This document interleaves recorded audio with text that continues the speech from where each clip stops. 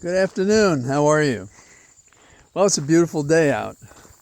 I'm getting out early today. I wanted to break the day because it's been a hard-working week.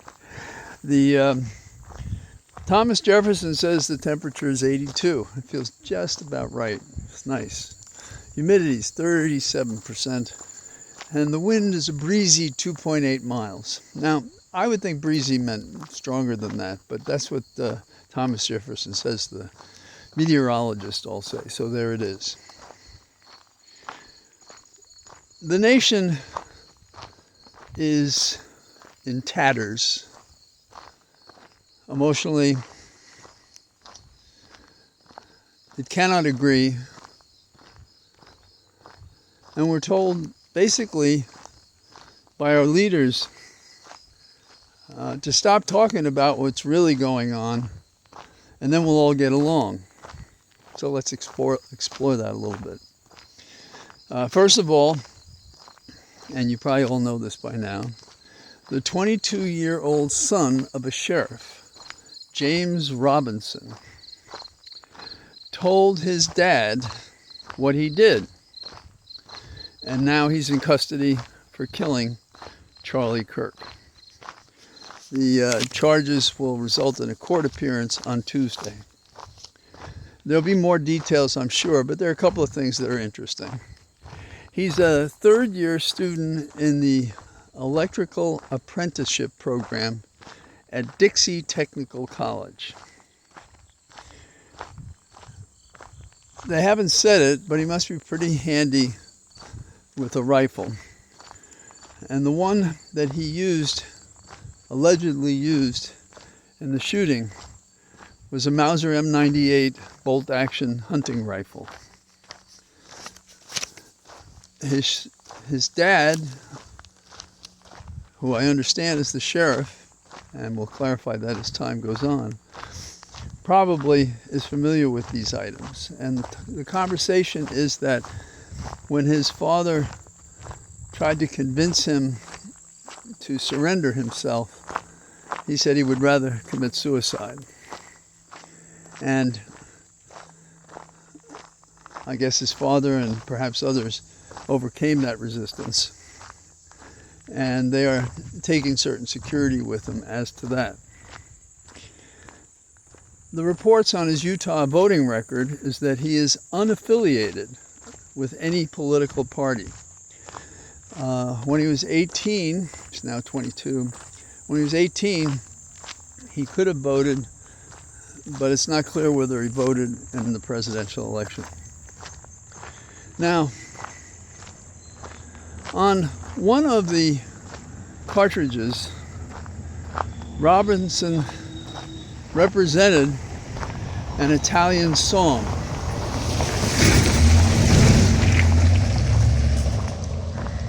And it's significant. Now you understand what I'm saying, that on the side of the bullet there was an inscription. And it was an inscription that was adopted by the anti-fascist resistance during World War II. Bella Ciao, forgive me. Bella Ciao. Now, another inscription on another casing was, "Hey fascist, catch." Now there are a couple of things that we can get from this. He may have admitted to doing it, he may not. There may be ways to ascertain it's his. But I suspect since it's in the rifle, and the rifle was recovered, and it was recovered because he told a friend where it was, and the friend recovered it and made it available. So the chances of it being someone else's inscription, probably not very likely, not likely at all. So when he says, "Hey fascist, catch," he's saying a couple of things. One is, his intent is obviously to do harm, but you didn't need that if he's pulling the trigger and shooting 2 football fields away at Charlie Kirk. So we don't need it on that level. But let's characterize further from what he wrote. What he wrote, therefore, was he was anti-fascist. Hey, fascist, catch. Now, it's a brutal description, especially since almost everybody has seen the shot and how his body was shaken as it hit his neck. And we don't know how soon he died, but that was the step. So it's ironic that we have a commander-in-chief talking about this case, demanding he be killed, and exclaiming that it's the fascist who shot. Now, I don't want to go too heavy in this because there's a lot of political dialogue that's unsupported by good reason. But Trump leads the party, his party, the Trump party in this regard, because all of his advisors and his party allowed him go on the air and do what every bully does, shout names and make accusations and basically cast the entire Democratic Party as the reason that Kirk is dead. Kirk is dead for a lot of complicated reasons, and it can't be laid at the doorstep of, well, perhaps anybody, except for the general malaise that we have created by substituting coercion and lies for due process, fundamental fairness, equal justice before law. That's the problem. So Trump comes out and says, all these people who are talking about Charlie are the fascists. Well, in this particular shooting, the person shooting belonged to no party. So far, as we know, he's unaffiliated by registration. And he's plainly saying that Charlie Kirk is a fascist. Now, he's not the ultimate testament to what's true or not, but I point it out because of the inconsistency, as usual, between the lies and imagined and calculated defamations that come out of that round-faced, fat face on the drop of a hat to suit his aims politically. Now, the governor of the state is a little amusing to me, and I'll tell you why. He gave a speech a day or so ago that mimicked Liam Neeson's speech in the movie Taken. We'll find you, we'll get you, we'll bring you down. Those are the words that Liam said. But the tone and the emphasis was that by Cox. And then he runs out and says, we got him. Well, that's also misleading. There's no indication you got him. What would be fair to say is the shooter, with the advice of his family and his father, a sheriff, decided to surrender himself. Father and son ended this hunt. You know, our dialogue as Americans is no better than the truth we tell. And so why not tell the truth and the whole truth in this incident? Because it has the whole nation on fire and anxious and wondering how they should think and what they should think and what they should decide. And I'm not going to preempt someone from thinking whatever they will. But the first resort to find out what's going on is to look at the facts. And the facts are not to the pleasing of Trump, because he seeks a political angle here that doesn't exist. And if there's anyone who is responsible for the environment of hate, it's this asshole who since 2015 has been doing everything he can to turn one group off against another, whether it be Charlottesville And, they both had good ideas. This is the kind of sickness that we have. So there's that. Now, here's the other thing. We're listening to people that you would think understand the complexity of what this is. And if we're going to deal with this in a clumsy fashion and ignore the actual facts, we will not get to a resolution in which there's comity, C-O-M-I-T-Y, among us. It's certainly not now. But here is the proposal that I hear from those who speak. Oh, we got to stop talking like this. We can't, and that's because we're talking about this, calling people fascists, that we're in trouble. So just don't talk about that. Oh, really? Well, why is it that the speech is the problem when it is the product of wrong and dangerous thinking and actions against our people, our citizens? What am I talking about? Gunfire, death, discrimination, and more. Do we think these things go away if we don't talk? Now, many of you may have read 1984 and are familiar with the concepts and that entire bunch of dystopic novels. They question, are we going to lose our liberty and freedom?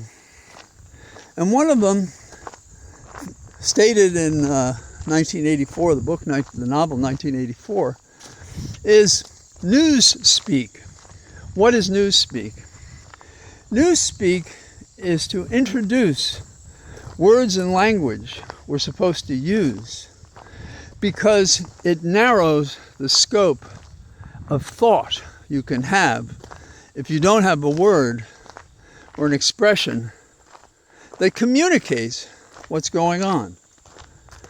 You tell me how we reconcile AK-47s, AR-15s with the people and their safety.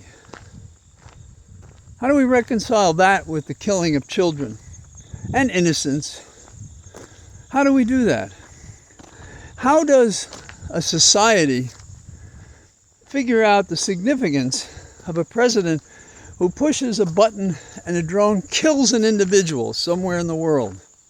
And we say that's great. How do we reconcile taking people without knowing if they should be deported or not, just picking them up with men in masks and kick them out of the country to any country that will take them, that we give either a business deal, a tariff thing, cash on the barrelhead? That's our problem right there. The conversation has to be about that, because that is what's created an environment in which we turn first to violence because every other remedy has been denied us. And increasingly, if Trump has his way, we'd be lucky to be treated as well as any of these terrible novels in which someone, like in Kafka's The Trial, doesn't know the charge, doesn't know where to go to court, is not informed what's going to happen, and so forth. That's Trump's vision. Absolute control over you and I, garner the cash from various sources, build up the military and security domestically, as well in terms of foreign affairs, and then be surprised when an inadequate president who knows as much as my Jack Russell about military strategy, or, perhaps one of our pigs, knowing as much as one of our pigs knows about diplomacy, or knowing as much about truth as the devil himself. So that's what we're dealing with. And what we have to do is we have to constantly force these people who would shut us up and change our language. We have to force the truth to be known and told. And that's all the hosts of all the shows, all the newspapers, conversations from your local party, elected officials, everyone has to be telling the truth. And if they don't and they can't, then we kick them to the side of the road. That's what we have to do. This death, unwanted, unforgivable, won't be the last if we don't train ourselves to correct the wrongs in our society that exist. If we don't talk about them frankly and fully, and not newsspeak constricted expression, but in a full-throated view of what's really going on in America, how bad it is, and who the real fascists are: one dead body and a president who embraces them without reservation. So, that's all I got today. So I talked to you from my cathedral of trees, which, as you know, any of you who get a chance to go out, this is a salve for the evil that is trying to overrun our republic and our democracy. And we have to take advantage of it, because this is what's really important. What's really important are the ambitions, small and large, passing us by or permanent. And all of this is being constricted, the pleasure diminished, the joy in some cases eliminated, because we have criminals running our government and no one has the balls to stand up and say it, except with rare exception. All the best. Bye-bye.